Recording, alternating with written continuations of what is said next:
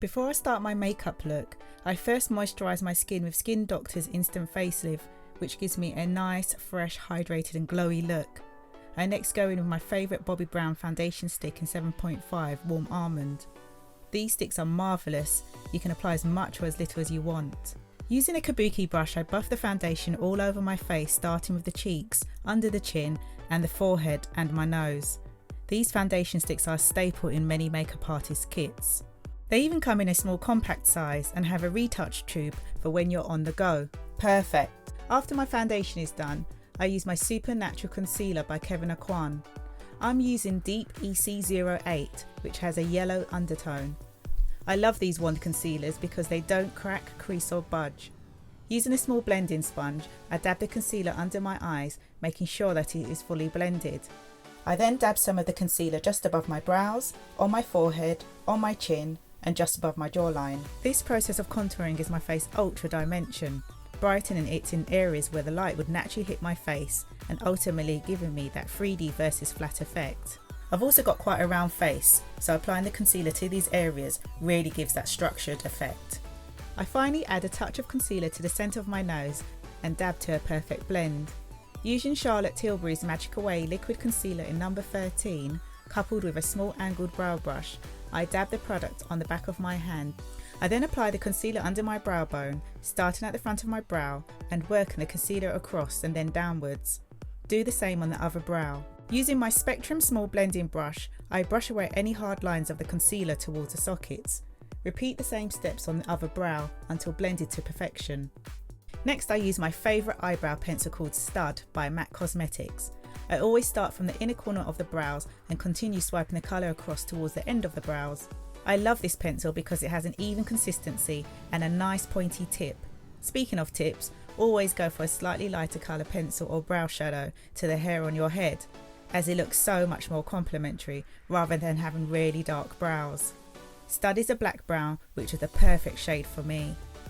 I go back over the brow bone using my small Spectrum flat brush and a bit of Charlotte Tilbury concealer. This will define my brows even more, giving them a super polished look. Buff away any excess concealer with a small blending brush, working it into a seamless blend. Last but not least, I brush my brows up with the Eyebrow Queen's brow brush, which is marvellously double-ended and distributes the pencil colour through evenly.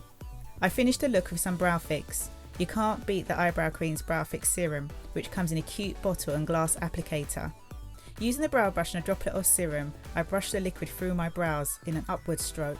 There you go, brows are fixed in place. Up next comes one of my favourite eyeshadow primers. Urban Decay's Eyeshadow Primer Potion is fantastic for keeping shadow in place and eliminating fallout. Using a small blending brush, I dab some of the primer onto my lids only, or if I was taking the eyeshadow past my sockets, then I'll dab a little primer there too. I'm keeping the primer just on my lids and towards the sockets, as that's where I'm going to place my eyeshadow. One of my favourite brands for palettes is Huda Beauty. They have a marvellous selection of really highly pigmented shades. I'm going to start by dipping into my Rose Gold palette and selecting the colour Cocoa, which is a lovely brick brown shade. Using a small eyeshadow brush, I swipe the colour 3/4 of the way across my lids, taking care not to go above the sockets.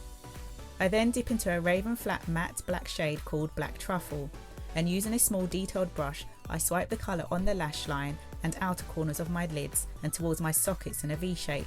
I keep doing this back forward motion until the eyeshadow has a perfect blend. I do the same on the other lid, taking care to match the shape.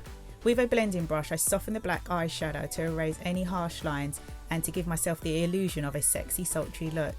I dip back into Huda Beauty's Black Truffle and mirror the effect on my lower lash line. I like to take the colour 3/4 of the way across and blend to a lovely smoke. So I could leave my eye look like this, but I want to add a pop of sparkle. So I dip into my fave Pat McGrath Loose Pigment eyeshadow in metallic gold. Using a small shadow brush, I tap the colour onto the centre of the lids only, being careful not to disturb the black shadow that is on the outer corners. I select a fine brush and go back into the gold pot and add a little colour on the inner corners of my eyes.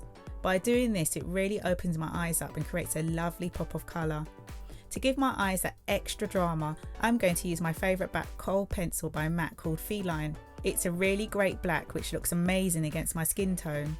It's really hard to find a great black, but this one is perfect. I'm now going to line my top lids with Urban Decay's waterproof fine point eye pen in Perversion.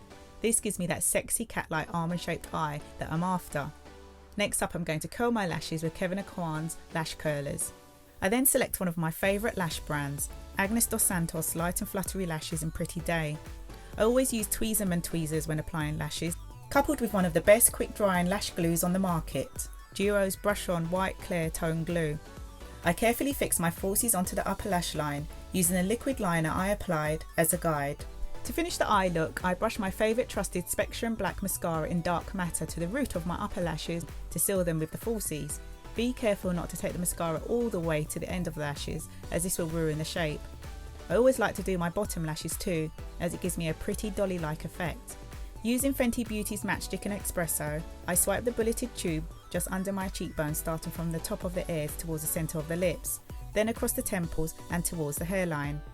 I next go underneath the jawline and, taking a medium-sized brush, I buff the colour into a seamless blend.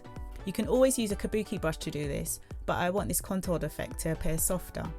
This matchstick also works perfectly as a bronzer, so in effect you have a 2-in-1 product that works as a contour and as a bronzer. Lovely. It's pretty hard to find a really good bronzer and contour for darker hues like myself, so I'm happy that I finally found one that has a rich and warm enough consistency. Taking my all-time staple MAC Blunt, I use a small kabuki style brush and brush the colour on the sides of my nose, starting on the inner corner of the eyebrow and working the colour down on each side. Don't forget to join the colour up underneath your nose, as that's where the shadows on the face would normally appear, therefore giving a more natural look. Lastly, I take the colour out towards the sides of my nose bridge with the soft brush. To highlight my soft nose contour, I add a touch of the heralded MAC Cosmetics Vanilla Pigment Powder, which is a champagne vanilla colour. Using a small flat brush, I swipe a little of the colour down the centre strip of my nose and add it to my brow bones for a lovely high shine effect. Next up comes my Desert Island must-have. MAC's Cosmetic Raisin Blusher is a wonderful plum tone, perfect for dark skins. Using the blusher brush, I swirl a little of the colour to the apples of my cheeks, taking care to smile. I like to add the colour to the fleshy part of my cheeks, as it gives it a gloriously youthful look. Do I look 10 years younger, guys?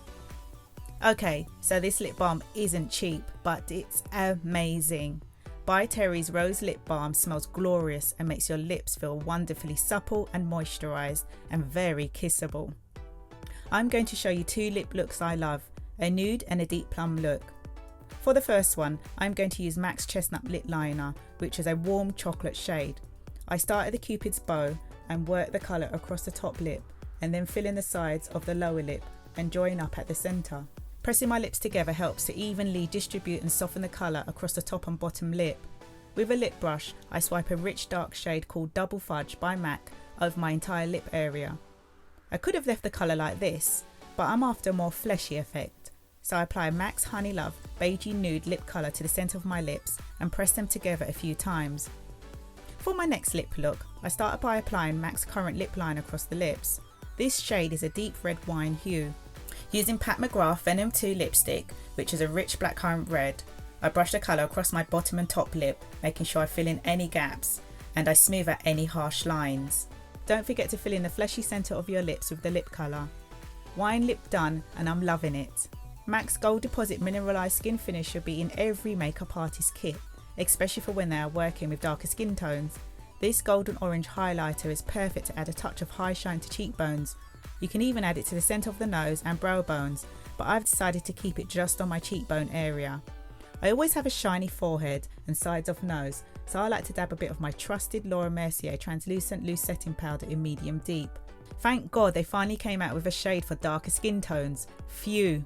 It's really light and transparent, so it doesn't feel heavy and doesn't have a cakey or clogging effect, so you can use it as much or as little as you want.